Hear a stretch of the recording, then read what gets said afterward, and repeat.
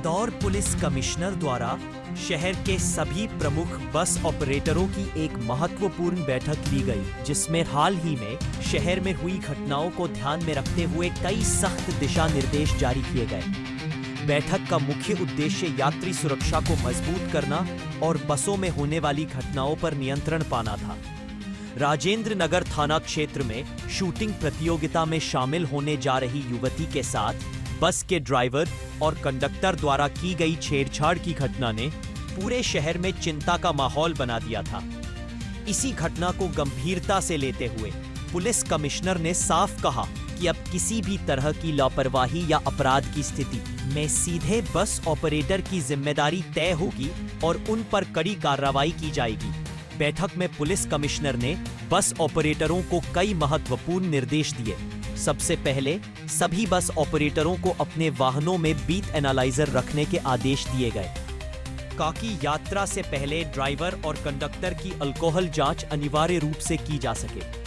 यह निर्णय इसलिए लिया गया है ताकि नशे की हालत में वाहन चलाने या बस में अनुचित व्यवहार की घटनाओं पर रोक लगाई जा सके। इसके साथ ही यहाँ पे जो हमारे शहर के इंटरस्टेट और लॉन्ग डिस्टेंस बस ऑपरेटर्स हैं, इनको यहाँ पे आमंत्रित किया था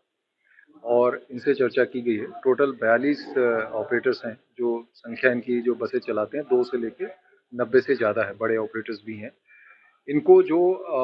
पिछले कुछ दिनों में, पिछले कई दिनों से हम लोग जो देख रहे थे लगातार, और जो बस ऑपरेटर्स के द्वारा जो बसेज ऑपरेट की जा रही हैं उसमें जो बेसिक सुरक्षात्मक सुविधाएं होनी चाहिए और जिनकी कई कमियां पाई गई हैं, उसके विषय में इनको अवगत करा दिया गया है। जैसे कि बसेज में सीसीटीवी कैमरे होने चाहिए, केबिन में भी और पैसेंजर साइड में भी,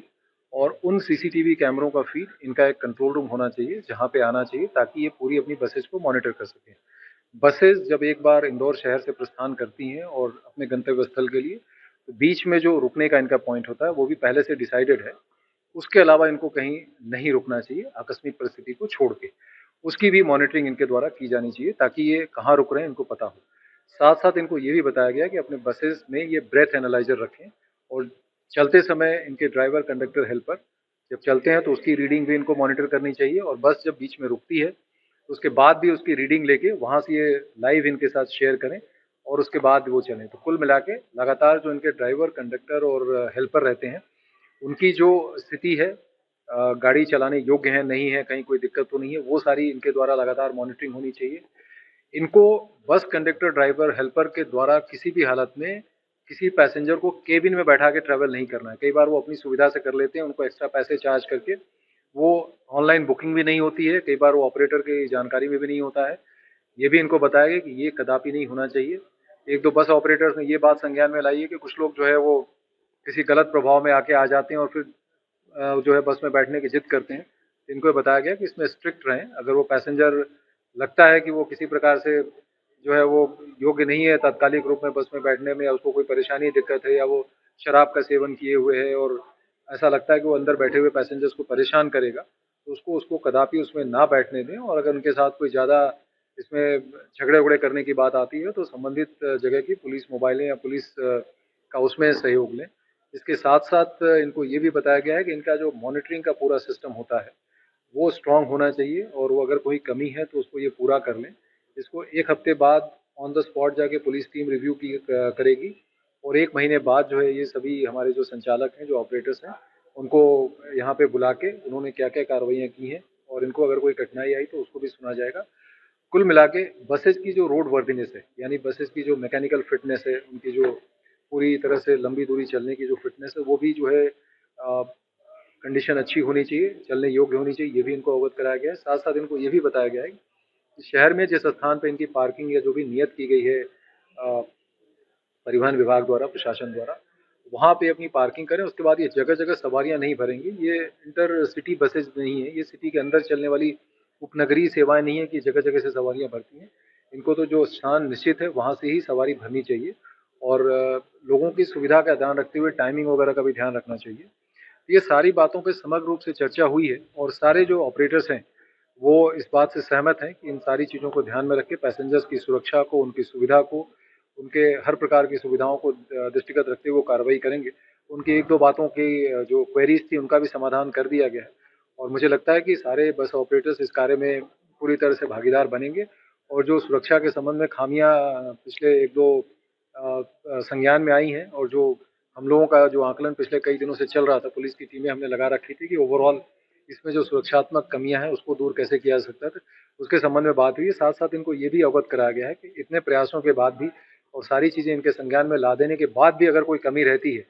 और कोई घटना दुर्घटना होती है तो बस ऑपरेटर्स के जो टॉप मैनेजमेंट हैं, जो इनके ऑपरेटर्स हैं, मैनेजर्स हैं, उनको ज़िम्मेदार मानते हुए उनके विरुद्ध जो है वैधानिक कार्रवाई जो भी होती है वो की जाएगी, जिसकी ज़िम्मेदारी इनकी स्वयं की। ये भी कराया जा रहा है, इनको डायल 112 के बारे में भी बताया गया है, एफआरवीज़ के बारे में बताया गया है और साथ-साथ जो पुलिस के हमारे अधिकारी हैं, जो संबंधित जैसे डिफरेंट ज़ोन्स में करती हैं, तो वहाँ के सीनियर ऑफिसर्स जो हमारे डीसीपी साहिबान हैं, उनके नंबर्स भी शेयर करा रहे हैं, ट्रैफिक के अधिकारियों को भी इनके साथ शेयर किया जा रहा है और इनको एक एसओपी भी बताई जा रही है, जिसके अनुसार ये बेहतर तरीके से, सुरक्षित तरीके से उनका संचालन कर पाएँगे।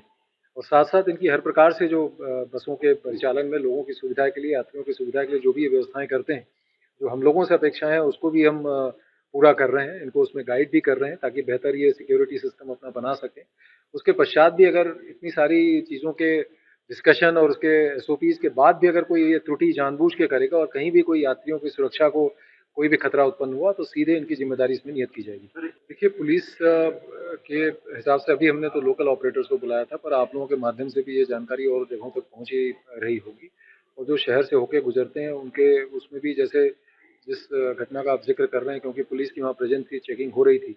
और सारे बस के पैसेंजर्स काफ़ी आक्रोशित थे जिस प्रकार के हेल्पर और उनका बिहेवियर रहा था पैसेंजर्स के साथ। तो उन्होंने उसका विरोध भी किया और उसपे हम लोगों ने कार्रवाई भी की है। तो लगातार सोशल मीडिया, मीडिया के माध्यम से ये चीज़ें की जा रही हैं कि अगर यात्रियों को एक तरह से पूरी तरह से सुरक्षित तरीके से और जो एक मापदंड है, जो शासन के नियम हैं इनके परिचालन के लिए, उनका पालन करते हुए बसेस का ये संचालन करें और इसके संबंध में विभिन्न माननीय न्यायालयों के और सुप्रीम कोर्ट की भी गाइडलाइंस है, जिसका पालन इनको करना है, तो उसके सभी के बारे में इनको अवगत कराया गया है। और अगर इसमें कहीं कोई कमी पाई जाएगी, इस बार इस बात को बहुत स्पष्ट रूप से इनको बताया गया है कि ये पाया जाएगा कि ये जानबूझ के इसमें कोई लापरवाही ये कर रहे हैं, तो डेफ़िनेटली जो है वो जो उसको क्रिमिनली इनको लायबल बनाया जाएगा और वैधानिक कार्रवाई इसमें की जाएगी। साथ ही साथ हम लोगों ने सभी इनके ड्राइवर्स, हेल्पर्स जो और जो क्लीनर्स वगैरह रहते हैं, इनको हम एक गूगल शीट प्रोवाइड कर रहे हैं जिसमें ये जानकारियाँ भर के सारी डिटेल में देंगे, जिसमें कि उनके क्रिमिनल एंटीसीडेंट्स को भी वेरीफ़ाई करके उनको बहुत जल्द इसमें अवगत करा दिया जाएगा।